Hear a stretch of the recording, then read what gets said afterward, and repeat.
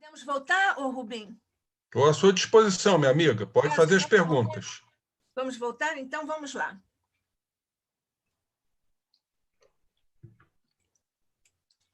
Então, vamos lá. A Carmen fez uma observação, mas depois veio um Saulo. Ele disse, entretanto, há espíritos muito evoluídos, perfeitos até. Não se tornam castradores de si mesmos, nesse caso, em São. Não se cobriram de vernizes sociais. Como cresceram? Que método empregaram para eliminar em si suas porções ruins?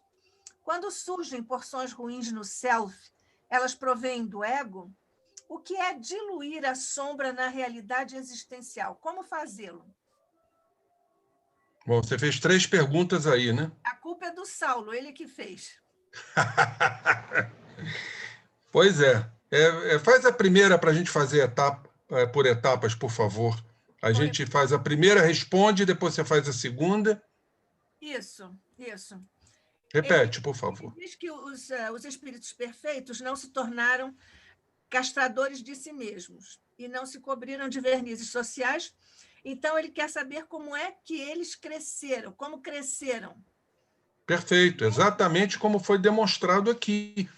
Não só eles, como também nós vamos crescer mediante esse trabalho do conhece-te a ti mesmo.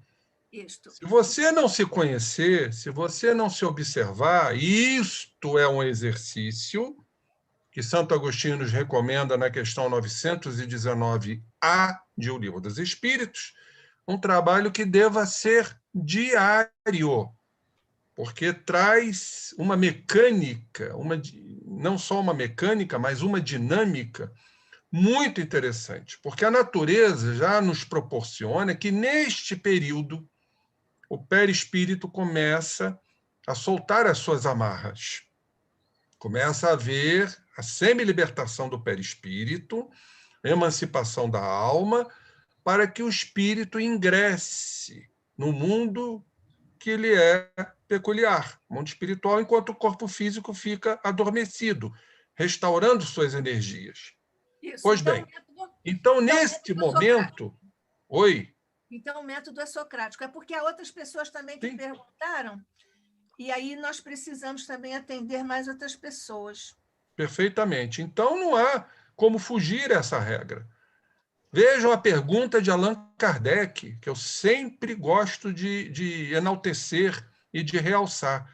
Ele pergunta qual método, ele usa um advérbio, qual o método mais eficaz para a gente se melhorar nesta existência e vencer as tentações.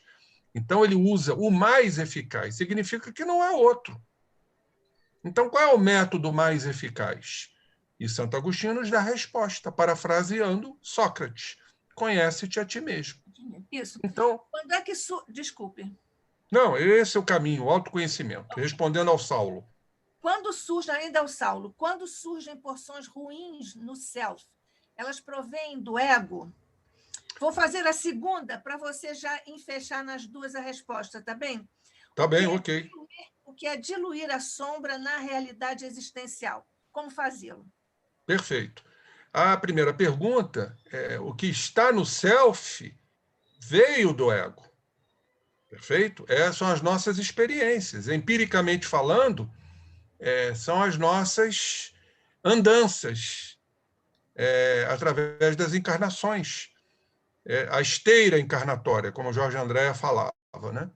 Então, nós vamos imprimindo tudo que o ego é que nos relaciona com o mundo externo. Nós vamos falar isso daqui a pouco. A Joana faz uma descrição muito interessante, baseada, inclusive, no nosso dicionário da literatura portuguesa, o que significa o ego. O ego é a consciência. O ego ele existe por conta da existência da matéria. Então, tudo que o ego decidir, os seus desejos, seus impulsos, isso tudo fica impresso no inconsciente. São as nossas sombras. Então, cabe o mesmo ego, não é, a diluir essas sombras. E eu sei que tem essas perguntas aí, você acabou de fazê-las. E como, então, isso deva ser feito? Pelo ego. entendendo através da inteligência, né? E aí vem o aspecto moral, vem o livre-arbítrio, fazer a integração que devamos fazer à noite, como Santo Agostinho nos recomenda, a união dos opostos, que nós chamamos de integração. E a diluição, então, vai partir da vontade, do querer, do esforço, da perseverança, do ego, da consciência. E aí a gente começa a entender a importância capital da encarnação. Porque sem o corpo, sem o ego, nós não vamos fazer isto. Precisamos encarnar. Até porque a encarnação é maravilhosamente criada pelo Pai para que a gente resolva homeopaticamente todas essas questões, porque o corpo é um grande filtro. Daí o sofrimento do espírito quando desencarna, porque ele vai estar diante de si no processo de recapitulação. Nós vamos encontrar isso muito bem relatado por Ernesto Bozano, né, no livro A Crise da Morte. Daí a perturbação, a insanidade, o enlouquecimento do espírito diante de tantas sombras. Claro que tudo tem uma dosificação, o mundo espiritual atua, favorecendo, mas o corpo é extraordinário, porque ele vai dosando, ele vai exatamente revelando na sua consciência aquilo que precisa ser revelado. Isso. Então, eu acho esse mecanismo maravilhoso. Isso. Rubem, vamos ver se nós aceleramos para atendermos ao maior número possível de perguntas, porque nós também temos um tempo estipulado para as perguntas. Agora temos aqui a Carmen. A Carmen, comumente já analisada, entendo que através da proposta de amor incondicional ao próximo, a Deus e de si mesmo, exercendo esse amor sobre a mágoa, diluindo a ofensa, como Chico nos instruiu, a mágoa se dilui numa atitude de compreensão e de envolvimento e reconhecimento da própria imperfeição como magoado, evitando para si mesmo o desgosto indelével de cometer a vingança. Pois é, isso aí dá um seminário, né? Eu estou achando que as perguntas estão se constituindo em seminários, e ainda por cima eu impiedosamente peço a você para ser breve na resposta. Pois é, então nós primeiros temos que reconhecer a mágoa. Se a gente não entender que está magoado, que está ofendido, né, nós não vamos trabalhar essa mágoa. E aí isso chama-se o auto-amor. O autoconhecimento é o auto-amor tão propalado pela Joana, né? Tão propalado, né, o auto-amor. Então, precisamos fazer este reconhecimento para, então, caminhar para este perdão. E o perdão, nos orientam os espíritos, deva ser implementado através da ressignificação da atitude do outro, colocar-se no lugar do outro. Eu costumo dizer, a gente começa a fenestrar, abrir janelas para o perdão. E também não vamos perdoar imediatamente. Como diz o velho ditado, eu vou passar na rua, vou encontrar, eu perdoo aquela criatura, mas vou atravessar a rua. Então a gente não perdoa. A mágoa é difícil de ser diluída. E o verdadeiro perdão, como nos fala Gandhi, como nos fala Abigail, é não ter o que perdoar. Eu não fui ofendido. Exato. Então, como estamos distantes ainda, né? O Saulo tem aqui ainda uma pergunta, mas nós vamos passar para a Hilda. Ela diz: precisaremos de reencarnações, quantas forem, complementando necessárias, como disseram os espíritos a Kardec. Perfeitamente. Ok. Perfeitamente. Só chegaremos a não ter que reencarnar quando nos tornarmos espíritos puros. Isso. Nós temos ainda aqui do Saulo, ele diz: não se olhar resulta não se conhecer. Não se conhecer resulta, ao menos, como risco. Julgar-se melhor do que se é, não tolerando a escuridão alheia. Essa é uma pergunta. Perfeitamente. Ele tem uma outra.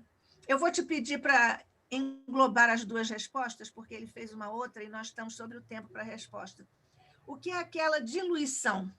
Desculpe pela nova pergunta tardia, diz aqui o Saulo.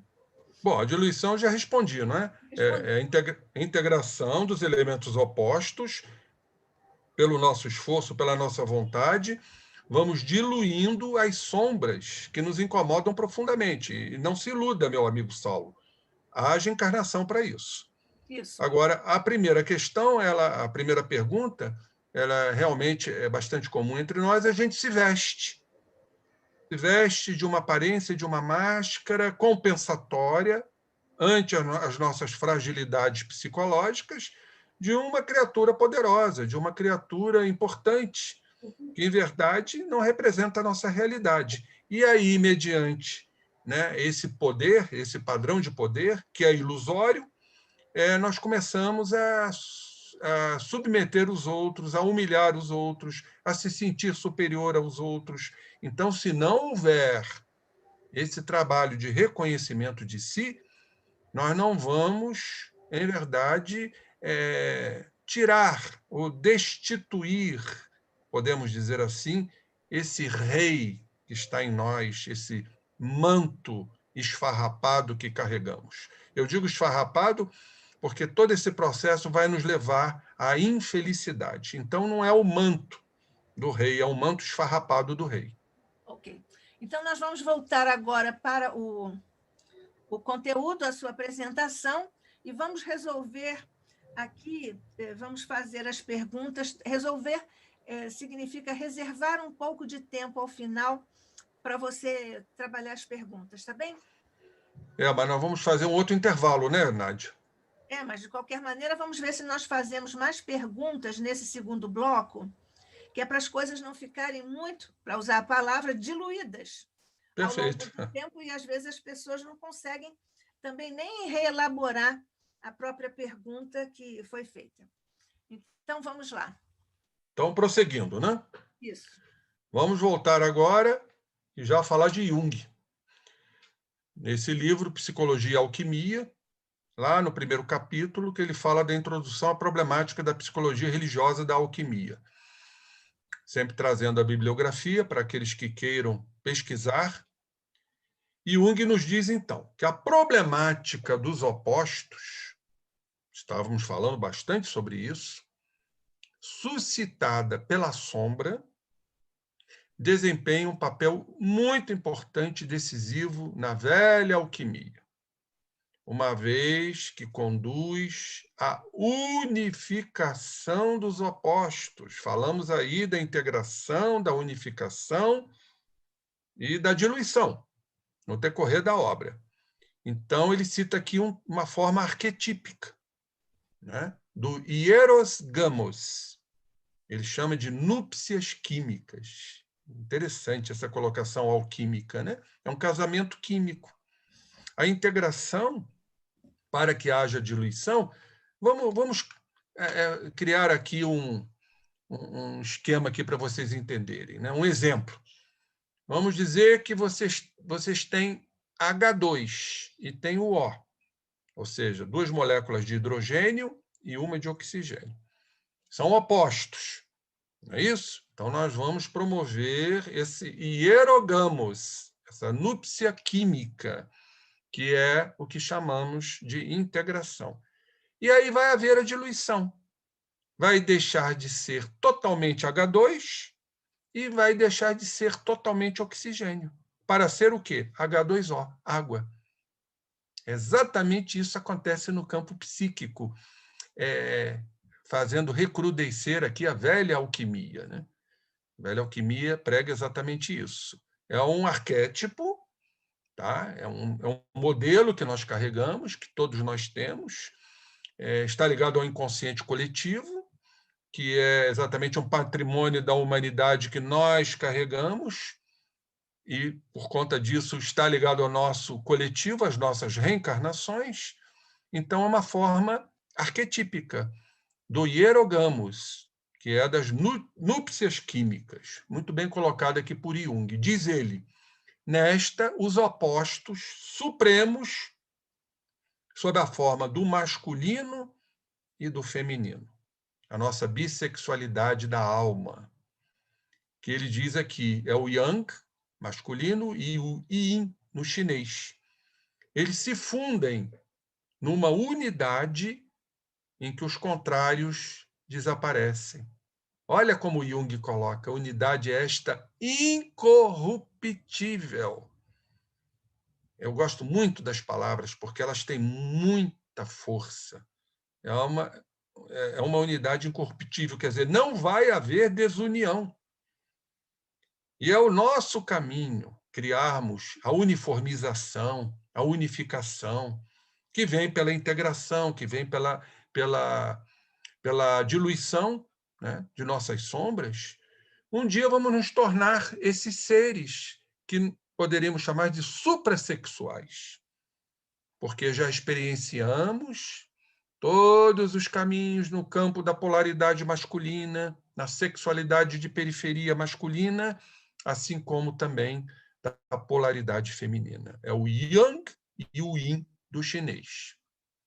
Não podemos esquecer o nosso companheiro, com seu sorriso baiano característico, que ele fala exatamente naquele livro, citado no início, dos núcleos em potenciação, os arquétipos, os núcleos psissexuais.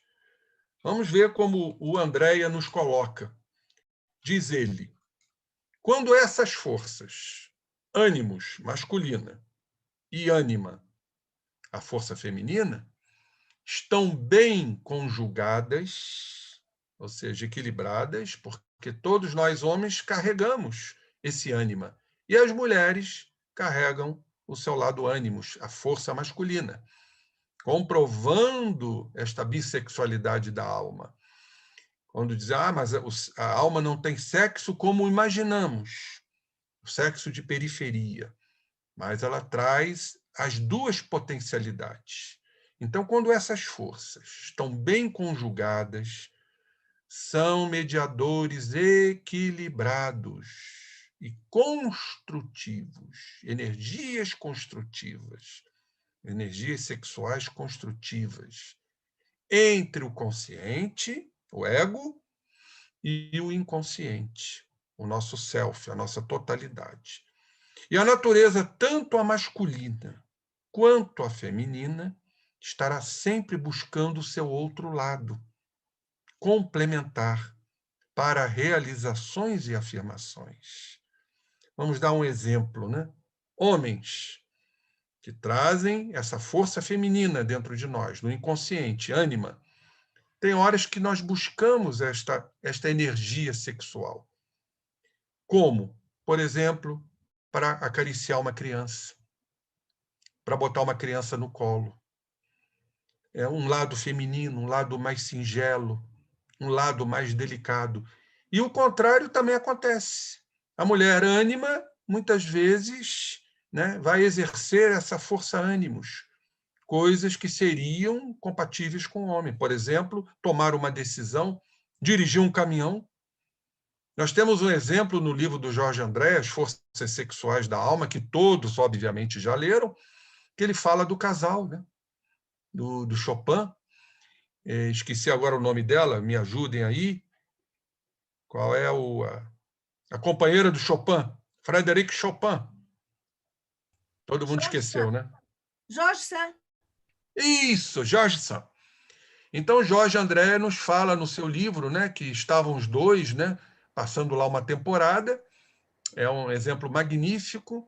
E aí, então, desabou um temporal e começou a gotejar no centro da sala. O que Chopin, uma alma feminina, utilizando-se do ânima, fez, mesmo sendo ânimos, né? Ele foi lá e compôs o concerto da Gota d'Água. E o que Jorge Sand fez? Foi correr atrás do encanador, que seria uma decisão masculina, utilizando, mesmo sendo ânima, o lado ânimos. Vejam aí esse lado complementar, essas realizações, né, que o Jorge André nos fala aqui com muita propriedade. Construtiva, porque tudo isso gera um processo construtivo, as energias construtivas, sexuais da alma. O nosso querido Chopin compondo um concerto, e ela resolvendo uma questão importante para acabar com aquela goteira dentro da sala. É muito interessante isto. Continuando, então, aqui. Diz o Jorge André, as mais recuadas filosofias pressentiram essas energias da alma com a sua necessária. Olha a palavra como tem peso. Ainda é uma necessidade nós termos esses opostos até chegarmos à uniformidade, até chegarmos à fusão que se partiria da integração e da diluição daquilo que precisamos trabalhar. Seremos esses seres fundidos, não mais duais. Ainda precisamos, ainda é necessário vivermos as dualidades que nos pertencem, os opostos. Então, a figura constituiu uma das representações mais antigas da humanidade, altamente profunda. Eu adoro esta figura, que vocês vão ver daqui a pouco. De origem chinesa, o Taijito tem tido inúmeras interpretações. Porém, a ideia central desse tipo de mandala, as mandalas do Oriente, traduz o quê? Uma dualidade que ainda é necessária, mas em equilíbrio. Aí está, a dualidade energética da alma. Podemos observar aqui, né, o yang, vamos dizer, o lado masculino, mas trazendo o ânima, diríamos aqui esse lado branquinho. E vice-versa, o lado yin, feminino, trazendo o lado masculino, o lado ânimos, em equilíbrio. Claro, claramente é uma figura dual, da dualidade energética da alma, mas em equilíbrio. Voltando ao Jorge André, ele nos diz: podemos dizer que são campos de polarizações opostas, com seu habitual movimento evolutivo.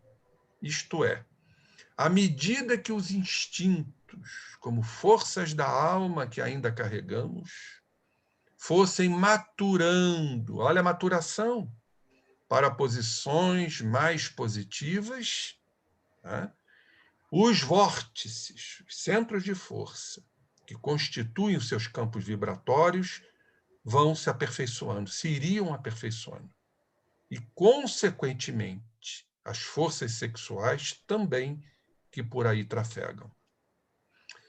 Então, vamos agora para Joana. Falei do ego, no conceito freudiano, diz ela, conforme bem o define o dicionário Aurélio, a nossa querida Joana recorrendo ao Aurélio, diz ela, é a parte mais superficial do id. Id é o inconsciente na visão freudiana. Perfeito? É o inconsciente. Então, a parte mais superficial do inconsciente, mostrando aqui a totalidade, a qual modificada, tá, por influência do mundo exterior, que é o ego que nos faz olhar o mundo, nos faz situar. Por exemplo, todos aqui sabem que estão escutando o seminário, sabem que hoje é o dia 19, todo mundo no seu grau de lucidez aqui. Quem faz isso? Quem identifica isso? É o ego, é a consciência, né, por conta da matéria. O centro da consciência é o ego, é o eu. Por meio dos sentidos, uma visão do empirismo também, da parte sensorial, do que a gente escuta, do que a gente fala, do que a gente sente, né, do que a gente olha, são os nossos órgãos sensoriais e, em consequência, tornada consciente. Tem por funções a comprovação da realidade e a aceitação, mediante a seleção e controle de parte dos nossos desejos e exigências que são procedentes dos impulsos que vêm lá do inconsciente. Em verdade, a gente faz uma divisão muito esquemática para o nosso entendimento, como se fossem coisas, né, completamente compartimentalizadas. Isso é só para o nosso entendimento. Em verdade, tudo compõe a estrutura de totalidade. Encarnados, a personalidade, que, em verdade, pertence à individualidade. A individualidade compõe tudo isto. O inconsciente, com aquelas divisões que nós já conhecemos, que Jorge André nos colocou, consciente atual, passado e puro, e temos a estrutura material, da qual, né, o ego faz parte. Em verdade, tudo isso compõe o que chamamos de totalidade. A nossa totalidade. Quantas vezes encarnamos, quantas vezes evoluímos, quantas vezes estagnamos em processos de repetições, de equívocos, e assim somos nós. Vamos ver, então, no outro livro do Jung, O Desenvolvimento da Personalidade, no capítulo 4, Psicologia Analítica e Educação. Diz aqui o grande emérito, companheiro, que o eu, que é o ego, como sujeito da consciência. Por que o sujeito? É aquele que conscientiza. Se eu estou olhando o relógio é o objeto. Se eu estou olhando o outro é o objeto. E eu sou exatamente o sujeito da consciência, o ego. É uma grandeza complexa, porque ela vem carregada de interpretações, que cada um tem a sua, encontrada a modo de algo já existente no decurso do desenvolvimento. Diz o Jung que é constituída, em parte, por aquilo que herdamos. São os constituintes do caráter. Herdamos muitas coisas de nossos pais. A doutrina nos fala sobre isso. Encarnamos em lares compatíveis. Nos reunimos em processos encarnatórios de acordo com nossas afinidades. Tanto que a gente muitas vezes diz, não é? Puxa, aquele ali é igualzinho o pai. Está agindo igual o pai. Porque herdamos, sim. Código genético nos traz isso, essas heranças. Mas também não podemos esquecer o mais importante, que é a nossa individualidade, nossa identidade. Como diz aqui o Jung, de outra forma, de impressões que adquirimos inconscientemente. Quando falamos de inconsciência, falamos do espírito, bem como de suas manifestações subsequentes. Então, é exatamente isso, a composição do nosso eu. Continuando, Jung diz, com relação à consciência, ao ego, a psique é algo pré-existente, meus irmãos. Nossa, quando lemos isso, ficamos aqui como que arrepiados. Ele fala que o psiquismo é algo que já pré-existe. Ora, se já pré-existe. De onde vem essa pré-existência, se não de encarnações? E diz mais o Jung, e transcendente, transcende a nossa matéria.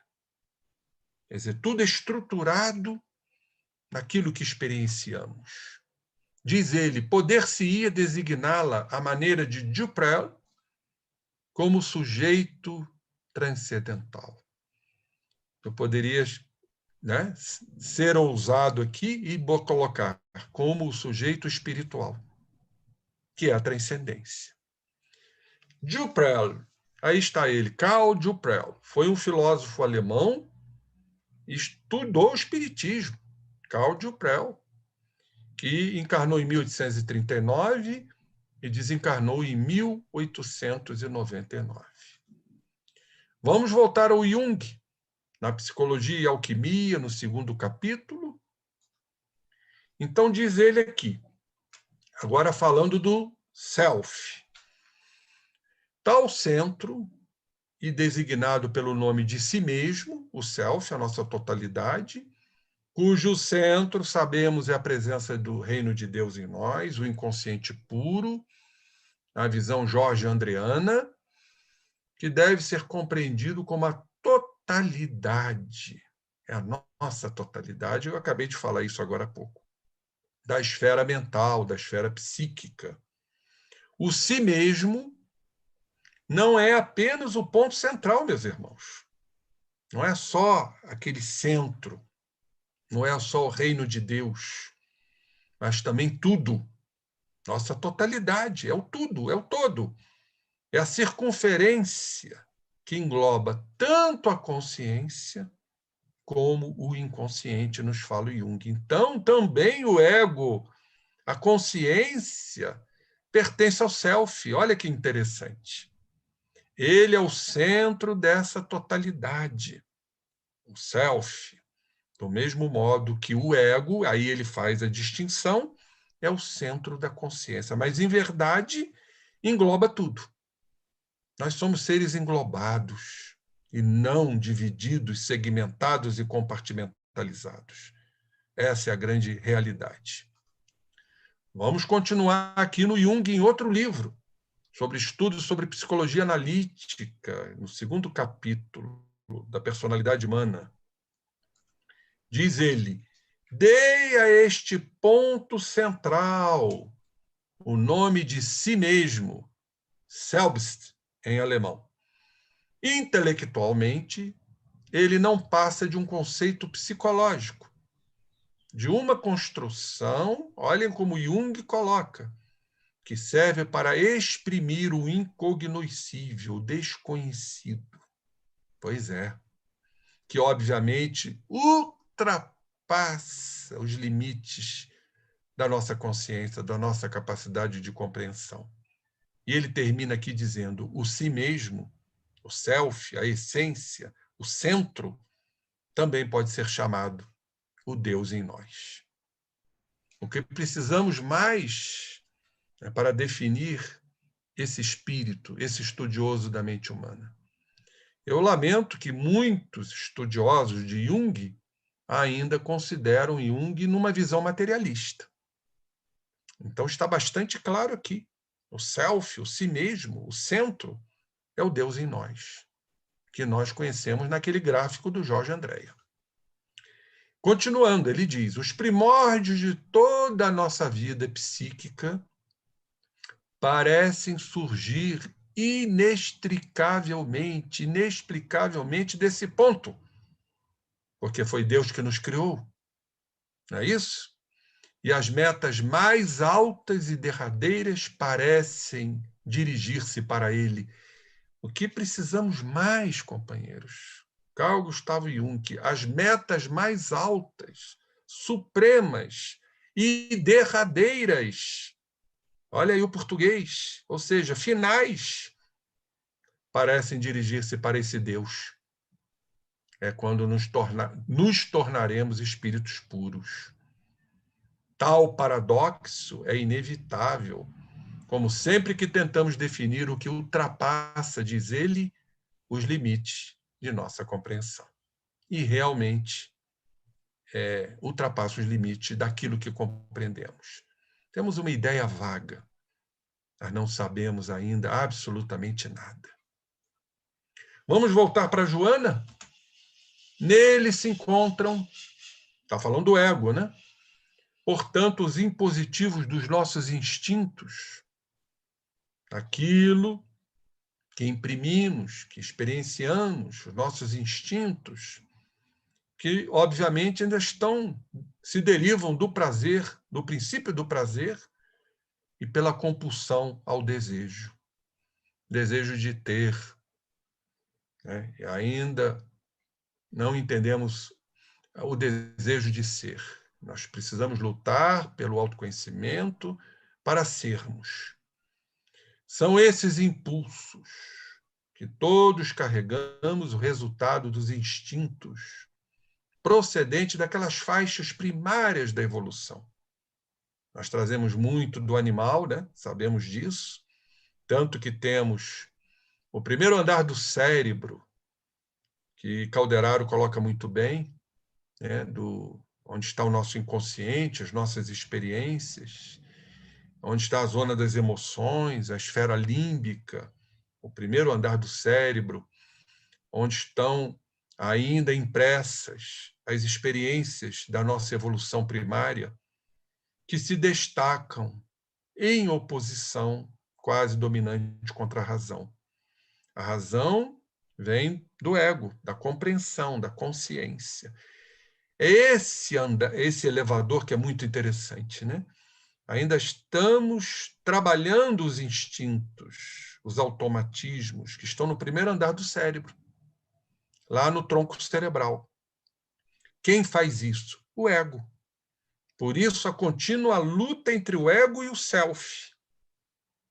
Interessantíssimo isso. Quando começar a ocorrer a transformação, já estamos nos empurrando, porque quem faz isso somos nós mesmos, para o terceiro andar do cérebro. Ou seja, dos processos intuitivos, dos seres ajustados, dos seres evoluídos.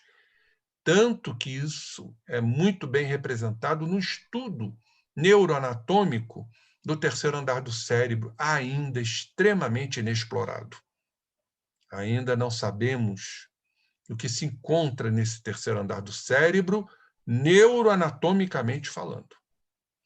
Então, em oposição quase dominante contra a razão, a consciência de solidariedade, de fraternidade, de tolerância e de amor, nos fala Joana de Ângeles. E ela aqui continua dizendo, dominador, o ego mascara-se no personalismo. O nosso amigo Saulo me fez exatamente essa pergunta, né? A criatura personalística, né? Que se acha no poder, né? Que não se olha, que não se vê nas suas imperfeições, que detém esse pseudo-poder como criatura importante, como uma forma de compensar as suas fragilidades. Então, o ego, e a Joana coloca um termo bem interessante também, é o ego que se escraviza, é o ego escravocrata, né? Em que se refugiam as heranças grosseiras que carregamos. Olha aí, Saulo, que leva o indivíduo à prepotência, à dominação dos outros. Você antecipou a pergunta, olha só. Em face da dificuldade de fazê-lo em relação a si mesmo. Isto é, libertar-se da situação deplorável em que se encontra. Portanto, a luta interna dos dois polos faz-se cruel, embora o ego aparente ignorá-la. E é como normalmente fazemos, ignora o nosso outro polo, ignora as sombras, ignora os complexos, ignora aquilo que nos faz parte, que nos pertence, criando máscaras, criando situações, ilusões, os chamados apegos, mantendo uma superficial consciência do valor que se atribui, de importância, de poder, de dominação.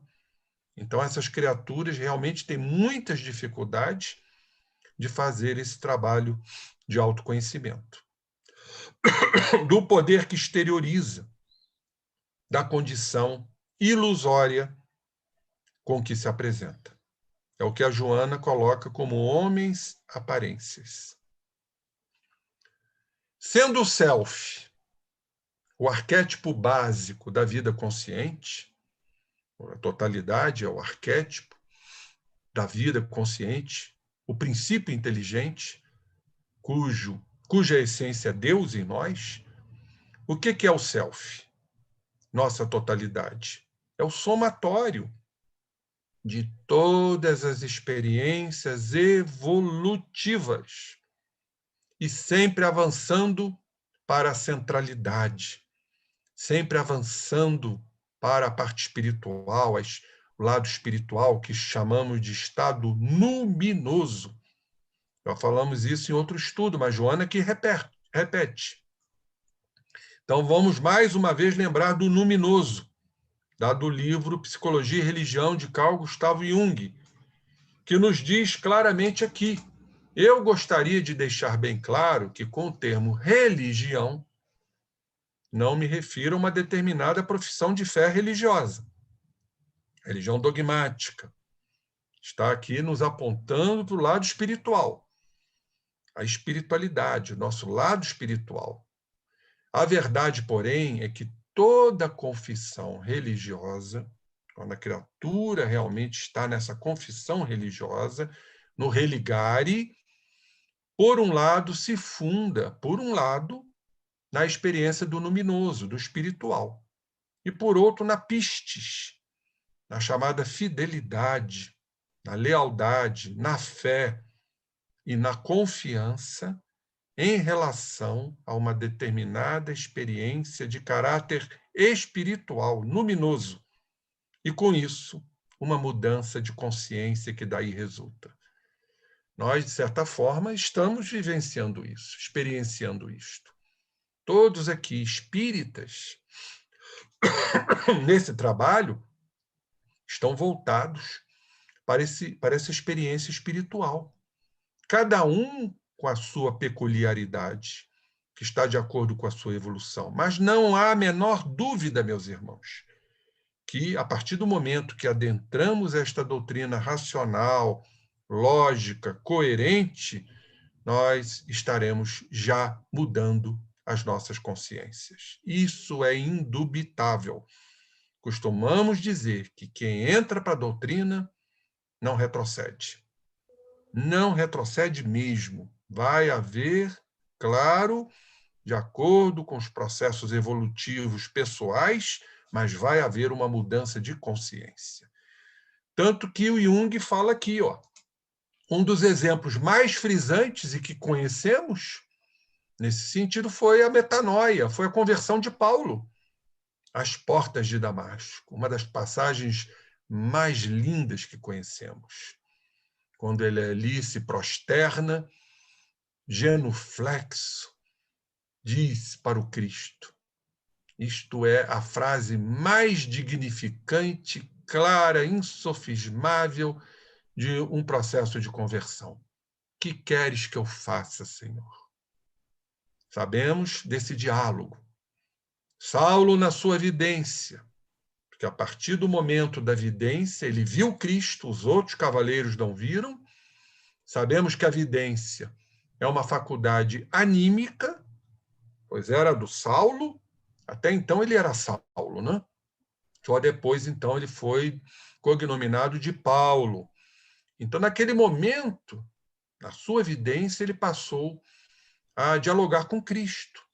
Aí a faculdade anímica tornou-se medianímica, porque houve um diálogo com o Espírito divino, Jesus ali presente. Então, a conversão é exatamente essa mudança. É como a gente costuma dizer no jargão popular, caiu a ficha. Caiu a ficha de Saulo, né? Saulo, Saulo, por que me persegues? O que é que queres que eu faça, Senhor?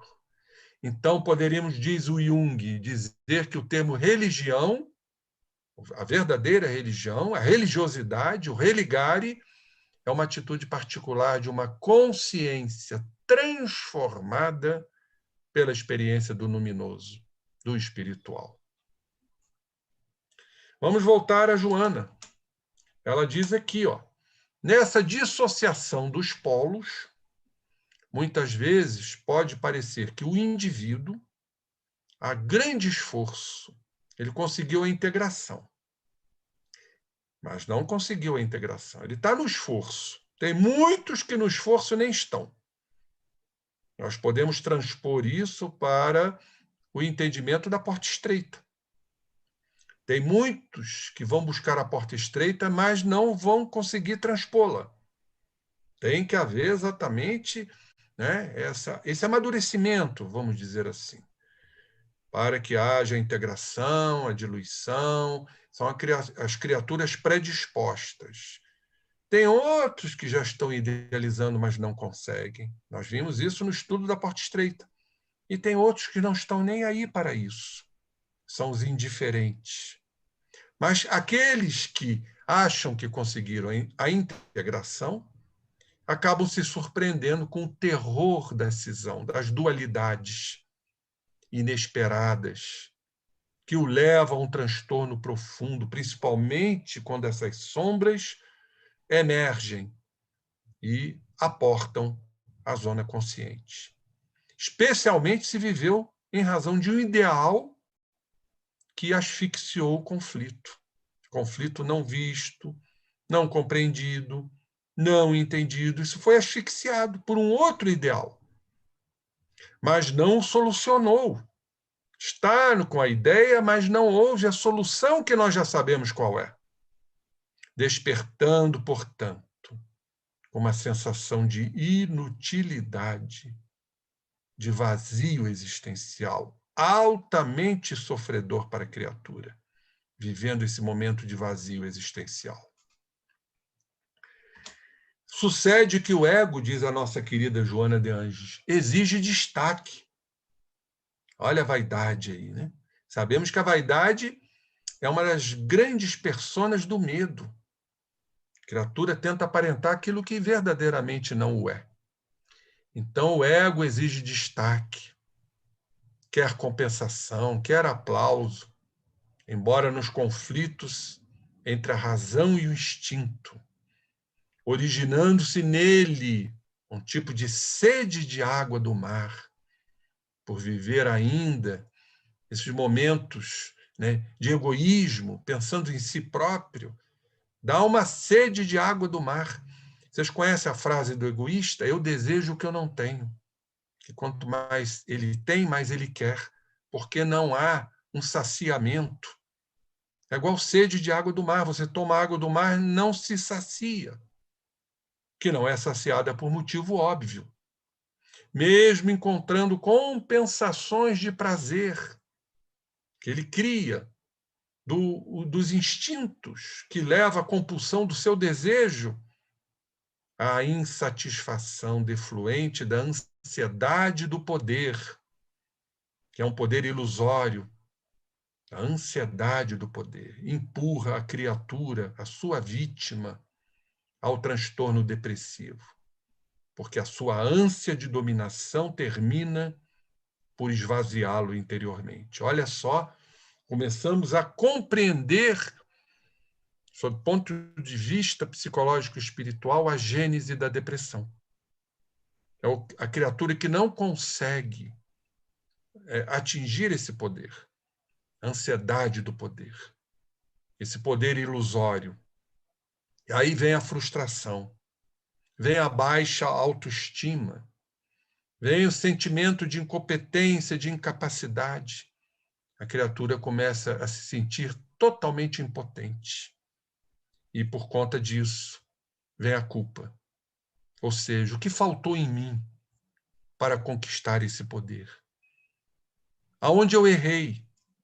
Aonde eu falhei?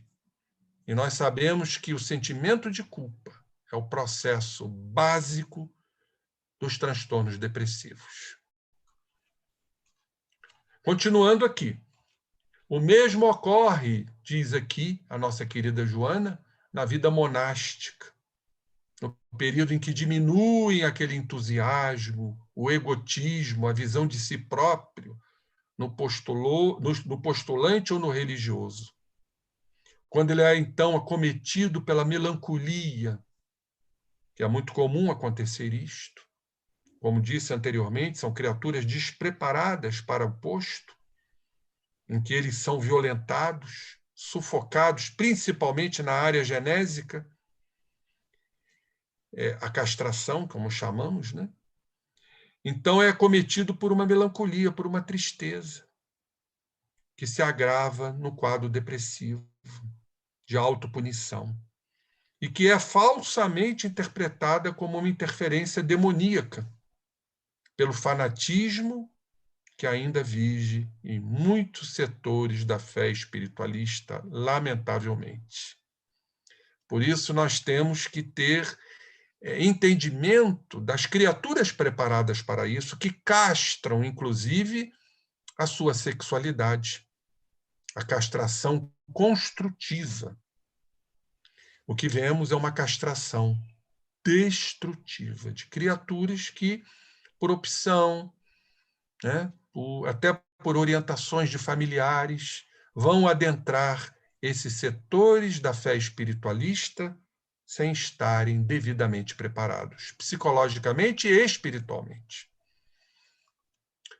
Diz aqui a Joana, com alguma razão, Alfredo Adler referia que o instinto de dominação no indivíduo, que é uma característica de nós dominarmos, trazemos isso de encarnações passadas, quando não encontra compensação ou não se sente reconhecido e aceito, ele se pune, ele foge e se oculta na depressão, na qual ele vai expressar a agressividade e a violência que ele traz dentro de si.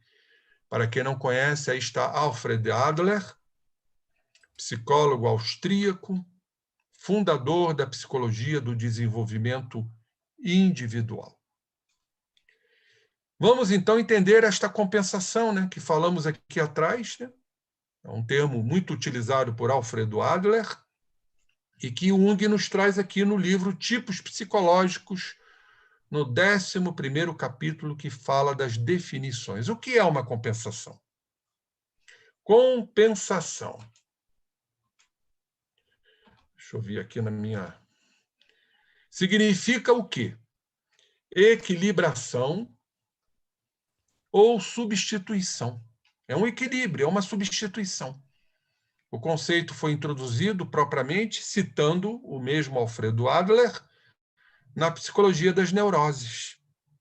Entende por compensação, que é um mecanismo que utilizamos, por isso que cada vez mais que compensamos, nós fugimos da nossa realidade, das nossas neuroses, das nossas fixações, das nossas sombras. Exemplos de neuroses eu citei agora aqui atrás, quando eu mostrei aquele gráfico da projeção. Culpas, medos, intolerâncias e por aí vai. São as nossas neuroses. E as nossas neuroses, quando não vistas, não entendidas, não compreendidas e não trabalhadas, integração e diluição, nós criamos mecanismos compensatórios. Então, a compensação é uma equilibração funcional do sentimento de inferioridade que trazemos por um sistema psicológico compensador. Foi o que o Saulo agora falou. Nossas fragilidades não vistas, nossas sombras não vistas, vamos criar um sistema psicológico compensador. O poder, a dominação, né?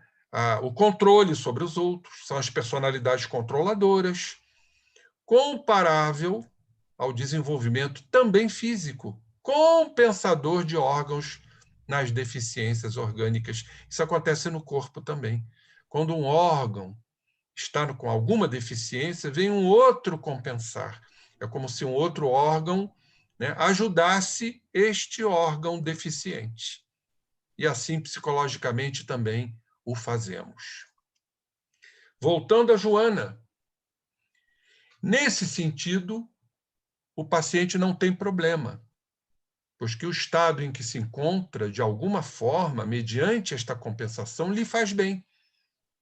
Mas é uma satisfação temporária, sabemos, efêmera, e vai se tornar um problema para o grupamento social saudável, que busca manipular, dominar, tornando-se fator de preocupação para os outros. Portanto, diz aqui a Joana, e podemos encerrar esse slide e dar mais uns 5 minutinhos de intervalo, que eu fico aqui aberto às perguntas. Conscientizar a sombra, está aí, diluindo-a pela integração. Mediante a sua assimilação, temos que assimilar a sombra ao invés de ignorá-la. Constitui passo avançado para a perfeita identificação entre a consciência, entre o ego e a nossa totalidade. É exatamente o título da nossa apresentação de hoje. A contínua luta entre o ego e o self. Portanto, queridos irmãos, vamos dar um tempinho. Passo a palavra aí, ou a Nádia, ou ao César, para a gente depois dar continuidade à nossa apresentação. Isso. Então, podemos começar a conversar com os nossos companheiros? Perfeitamente, Nádia. Então, vamos lá. O Saulo faz a seguinte observação, que é uma pergunta. A definição do ego feita pela Joana, ou ao menos citada por ela, não é uma possível definição ou explicação do esforço de diluição? O ego, eu já afirmei aqui, é o ego que vai compreender a totalidade, o self, para chegar à diluição. E como o ego está ligado à matéria física, precisamos da encarnação para termos a consciência, o segundo andar do cérebro, segundo o nosso querido Calderaro, o córtex motor, para que então o ego compreenda a sua realidade e aí, mediante a maturidade do senso moral, como nos fala Allan Kardec, o despertar da consciência de Paulo, desperta tu que dormes, entender a sua realidade, que está no seu inconsciente, as suas sombras, integrá-las com as propostas de transformação para ver realmente a diluição, que acontecerá certamente ao longo dos processos encarnatórios. Então vamos lá. Agora, Carmen. O ego pode ser compreendido como exteriorização consentida do id, uma parte do inconsciente que permitimos e consentimos em deixar aflorar para os outros? O ego é a nossa realidade. É realmente, como foi afirmado aqui, não é uma parte do id, uma parte do inconsciente, compondo a totalidade. Mas volto a afirmar, para efeitos didáticos, o ego e o inconsciente. Perfeito? Embora seja uma parte superficial do id, do inconsciente, numa visão freudiana. É ele que promoverá o ego, né, a conscientização do mundo que nos cerca, né, do tempo, a lucidez psíquica, a orientação no tempo e no espaço. Todo mundo aqui está orientado no tempo, né, são 16 horas e 25 minutos, o espaço, né, em que estamos presentes, todo mundo sentado, cada um na sala ou no quarto, seja onde for. Quem exatamente reconhece tudo isso? O ego, a consciência material, né, nos ligando ao mundo externo. E é ele o responsável pelo mergulho, pelo trabalho introspectivo, de internalização, para evidenciarmos as nossas sombras e mudá-las, como falei agora há pouco. Isso. Voltamos ao Saulo aqui. O código genético traz caracteres morais? Ou estão esses caracteres apenas no espírito? Não. O corpo é uma reprodução do espírito. Trazemos no nosso código genético as nossas tendências, predisposições, mas não só negativas, também positivas.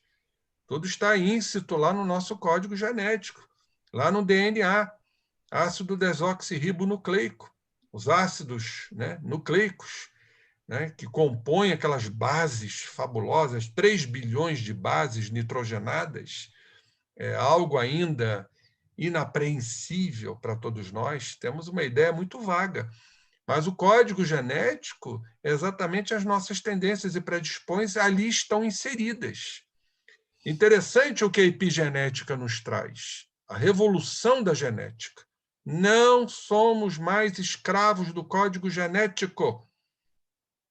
Podemos simplesmente silenciá-lo naquilo que não nos interessa mais. Quem faz isso? É o espírito, com suas novas propostas, as energias mentais, o mundo externo que tem uma influência, né? Estamos vivenciando aqui, ou melhor, recrudescendo, revivendo Lamarck, o grande Lamarck, as influências externas em contraposição ao que o nosso irmão, outro, né? Como é que é o nome dele, meu Deus? Outros Darwin. nomes. Darwin, Charles Darwin. Ele se contrapôs às ideias de Darwin, né? Que depois, já nos seus momentos finais, reconheceu tudo isso. Então, a epigenética nos traz a importância de nossas escolhas. E elas vão, muitas vezes, dependendo, se opor àquelas nossas tendências, nossas predisposições que carregamos. Quando formatamos o corpo físico, quando nós formatamos junto com os espíritos construtores, através do perispírito que nos pertence. Perfeito? É o perispírito que vai, os campos morfogenéticos é que vão formatar o corpo físico, trazendo as tendências e predisposições para podermos, então, irmos transformando tudo isso. Então, a importância do espírito atuando no nosso código genético. Ou vai manifestar as nossas tendências mediante as nossas atitudes de negligência, sermos relapsos, ou vamos ir indo modificando essas estruturas genéticas, silenciando-as através das nossas escolhas, das nossas energias mentais, que são as espirituais. Essa é a proposta epigenética. Ok. Agora, Carmen, admirável esse trabalho de Rubim de fazer esse comparativo transverso dessas obras tão complexas.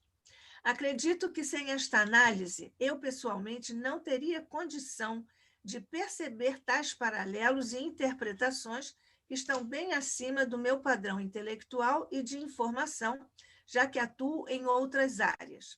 Só posso expressar grande gratidão. Agora vem a pergunta. Estas ilações da Joana têm, inclusive, conclusões aplicáveis em nosso pensamento social e político, considerando a varredura dos porões do umbral? Formidável. Primeiro de tudo, agradecer, né, o elogio, mas eu acho que você não tem que agradecer a mim, não. Eu apenas sou um estudioso, eu labuto, né, nesses estudos. Agora mesmo vou fazer um estudo mensal, queria dividir com vocês,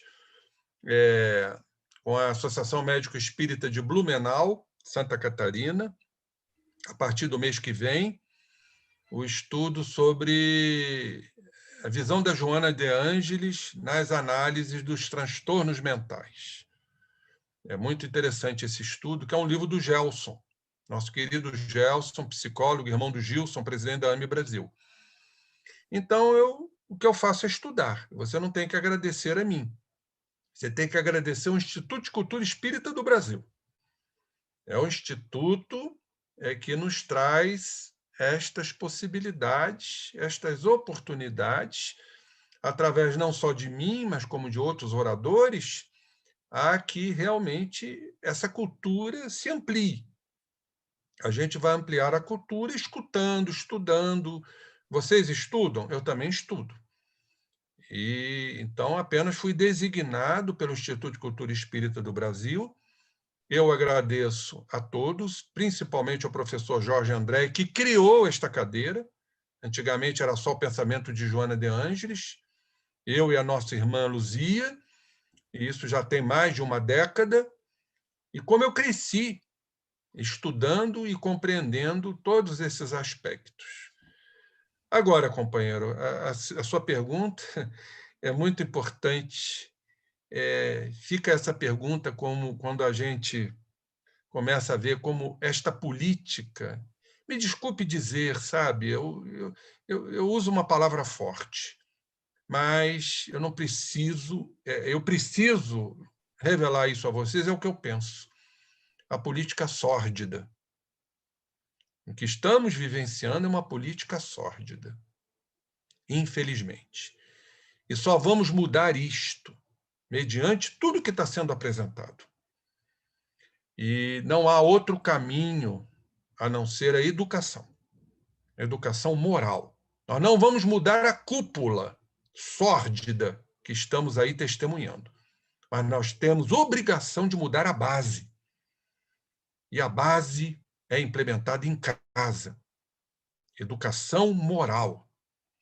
Vamos recordar que educação é substantivação do verbo instruir. Isso foi trazido por Pestalozzi. E instruir quer dizer volver, repetir, insistir, aprender, reaprender. Não é assim que a gente faz dentro de casa?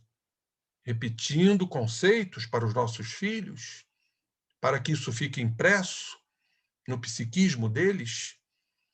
Então, mudar o que está aí está sendo complicado. Eu acho que muitos, lamentavelmente, vão desencarnar.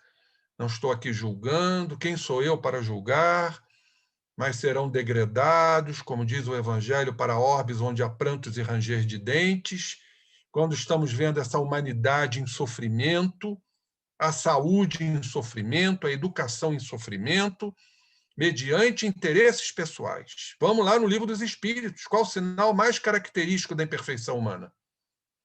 E os espíritos responderam para Allan Kardec: o interesse pessoal, o egoísmo.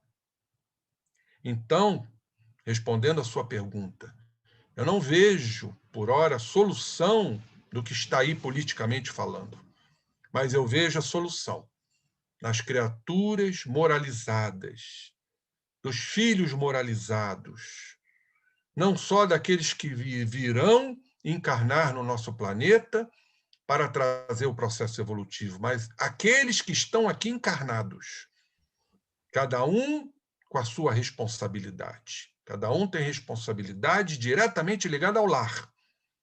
Aí surgirão as grandes criaturas e os grandes políticos.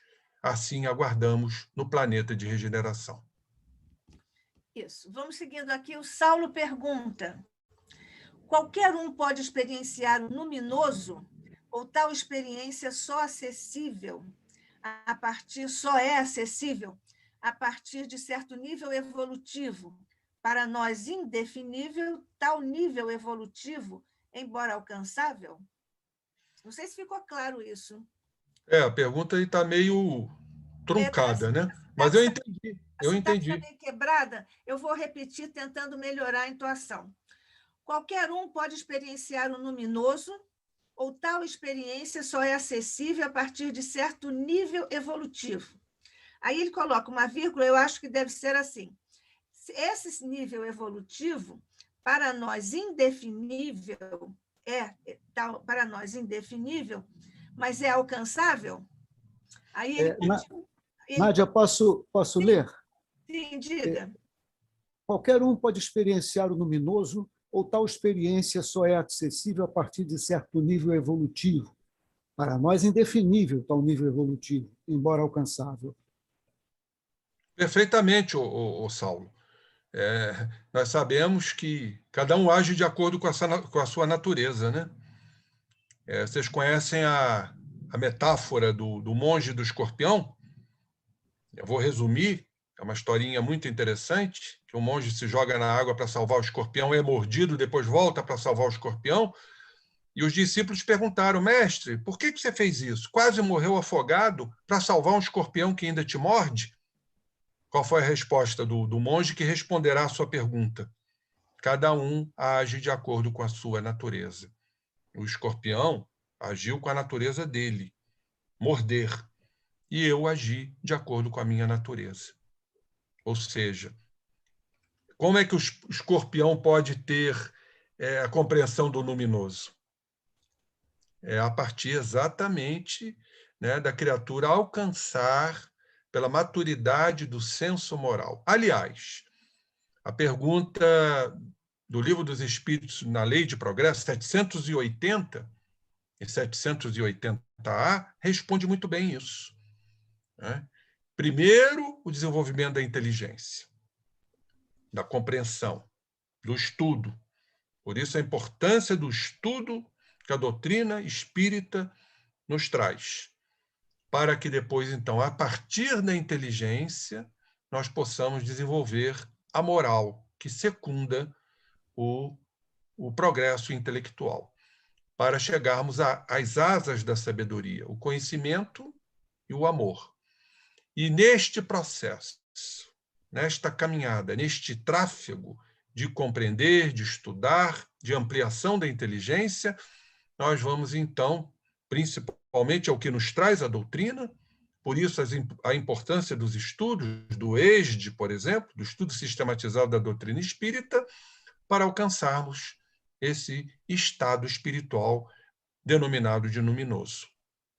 Existe ainda uma pergunta aqui, Rubim, é a última que temos aqui. Que papel joga a humildade na diluição? Pergunta do Saulo. Total, porque precisamos de humildade para nos reconhecer. Vamos lá na etimologia da palavra, que eu gosto muito, quando eu cito em minhas palestras. O que quer dizer humildade? Vem de humus, do latim, né? Humus quer dizer terra. Humus, ildade. Ou seja, reconhecer a sua condição terrena, que significa autoconhecimento. E eu preciso realmente de uma dose. Isso requer uma dose muito grande de humildade, de simplicidade, de se reconhecer. Por isso que humus que quer dizer terra. Entendeu?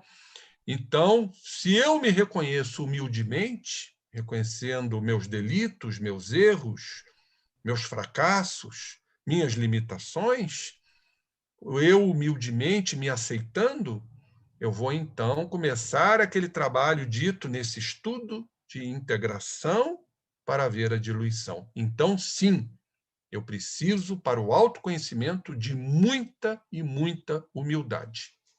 Ok. Rubim, nós temos 2 minutinhos, inclusive, para você tomar aí a sua água, e nós voltamos em 3 minutos, pode ser? Pode ser, eu vou só pegar uma aguinha para mim e estarei de volta. Isso, até já. Até já.